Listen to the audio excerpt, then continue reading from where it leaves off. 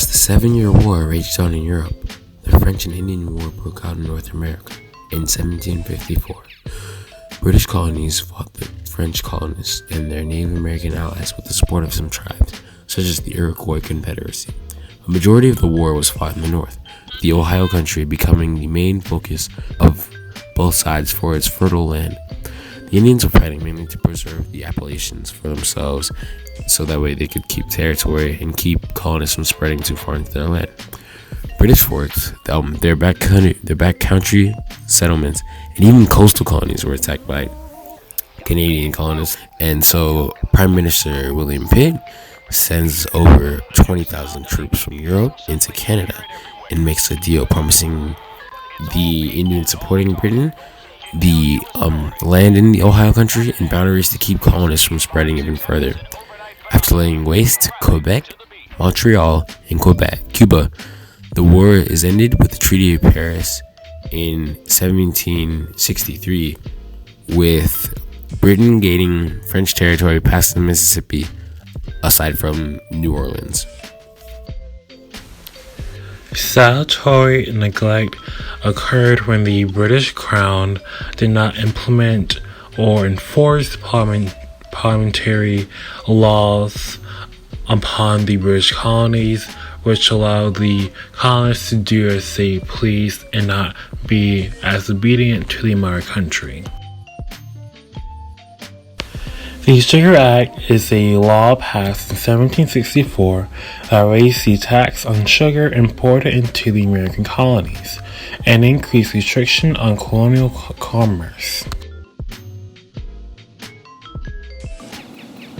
The Stamp Act was a tax levied against the colonies by the British Parliament on all paper goods. The actual duty on the tax was not large, but the Stamp Act was the first attempt of Britain to use taxes to raise money from the colonies directly. This, in the view of the colonists, set a dangerous precedent that could easily be exploited and abused to a horrendous extent, as taxes had only been used to raise money for the government.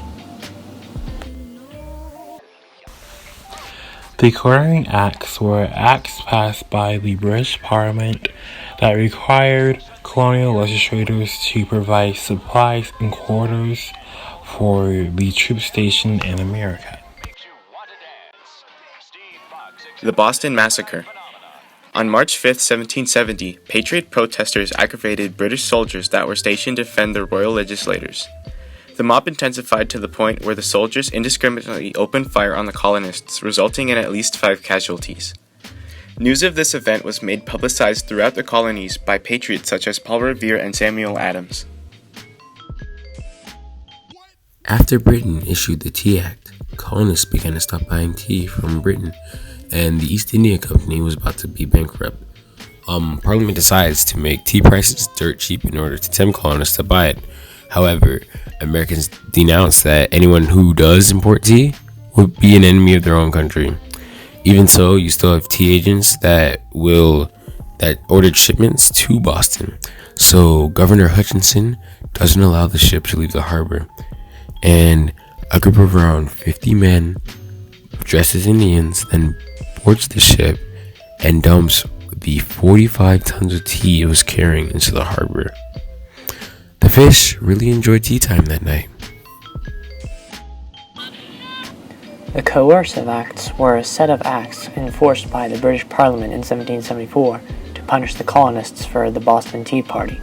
The Coercive Acts include the Quartering Act, the Boston Port Act, the Administration of Justice Act, and the Massachusetts Government Act. The Quartering Act was an act that allowed any British soldier permission to stay at any colonist's home. The colonists were obligated to look after the soldiers' needs wherever necessary. Colonists were outraged by the thought that total strangers could come into their homes unannounced and take advantage of undeserved hospitality. The Boston Port Act officially shut down the Port of Boston until the East India Trading Company was compensated for the lost revenue as a result of the Boston Tea Party. Many colonists were enraged that everybody in Boston was being punished for the deeds of the Sons of the Liberty. The Administration of Justice Act, often called the Murder Act by George Washington, allowed the royal governor to move trials to other colonies or even Great Britain if it was thought a fair trial would be unavailable in the colony. Effectively, this allowed the British to move trials in a location where a colonist could not testify for his defense properly. And finally, the Massachusetts Government Act effectively subjugated the government of Massachusetts underneath the British Parliament's control. This enraged the colonists most of all, as all internal matters were traditionally under control of the colonists. In 1774, delegates from each of the colonies except Georgia met in Philadelphia in response to Parliament's Coercive Acts. It resulted in the affirmation and loyalty to the British Crown, as well as the passing of the Articles of Association, starting the importation of boycott of all British goods. If Britain did not address their concerns, then exportation to Britain would be ceased as well.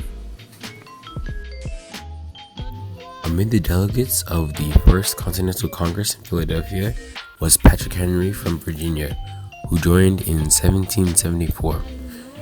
He gained popularity after speaking for the liberty of the people after the Stamp Acts were passed, and he is very famous for the quote, "Give me liberty or give me death."